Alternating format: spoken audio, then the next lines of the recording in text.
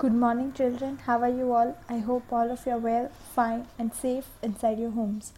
So, now today, let us start with the sixth chapter in geography, that is human resources. So, now what do we actually mean by human resources? I know you have already studied this previously, but still, in this chapter, we are going to study more in detail. So, people are the nation's great resource. I repeat, people, that is we, the people are nations, that is our country's great resource. So, it is people with their demands and abilities that turn them into resources. So, human resources is the ultimate resource. Human resources, like other resources, are not equally distributed all over the world. So, I repeat, human resources, like other resources, they are not equally distributed over the world. So, now we will study the topic of distribution of population, that what it actually explains to us. So, the way in which people spread across the earth's surface is what we call the pattern of population distribution. So, there is one pattern of population distribution. So, the way in which people are spread across the earth's surface is what we call the pattern of the population distribution. So, there are some areas which are very crowded, while there are some areas which are sparely, which are hardly populated. So, it depends upon the various features of that place. So, in some areas there will be more crowd, whereas in some areas there will be no crowd at all. So, it depends upon the physical features that the place is having, and so it depends upon that. So many people live to the north of the equator than to the south of equator. Almost 3/4 of the world's people live in two continents, that is Asia and Africa. Asia is the largest continent, and after Asia we have Africa, which is the largest continent. So 2/3 quarters of the people of the whole world live in Asia and Africa. So this is what we understand by this topic of distribution of population. Next, which we have after this, is the factors which are affecting the distribution of population.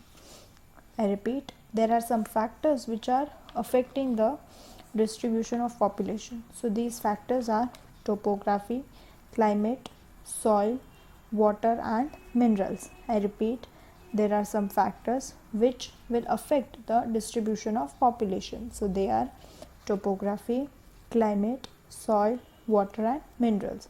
Now we will study one by one each in detail, starting with topography. So people have always preferred to live on plains rather than mountains or hills. Why?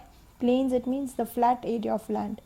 Like, say for example, Gujarat. People would prefer to live in Gujarat or Maharashtra. Why? Because there are flat areas of land, that is plains.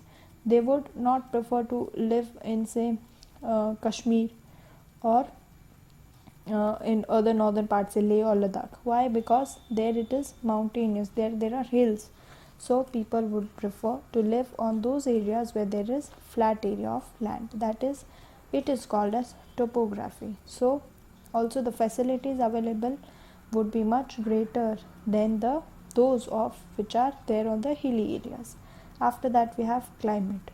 So again, climate plays a very important role. You would not like to stay in such a place which is either too hot or which is either too cold. Say for example, Sahara Desert, it is so hot over there, so nobody would like to stay around that, any place around that, near that desert. Or nobody would like to stay in the polar regions of, say, Russia, Canada, or Antarctica. So again, it is the people's choice that they will determine which place, which area to live in.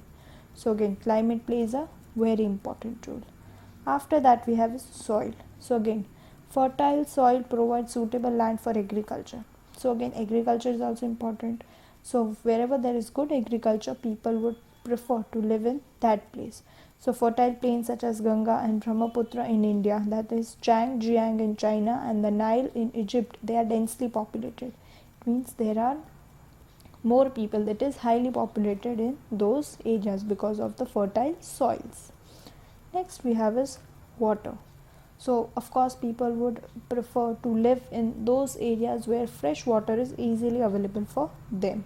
So the river valleys of the world are densely populated, while the deserts have spare population. It means deserts where there's less water, or say very little amount of water present, people would not like to live over there, but they would like to live over there where there are river valleys, so that water facility, water availability is convenient for them. And lastly, we have minerals, that is areas with the mineral deposits are more populated. So those places where there are minerals, say for example diamond mines of South Africa, they must be more populated than other places. Why? Because there are contents of minerals being present over there. So this was about the factors which are affecting the distribution of population. I hope you're clear with the first part of this chapter. So that was it for today. Thank you and have a nice day.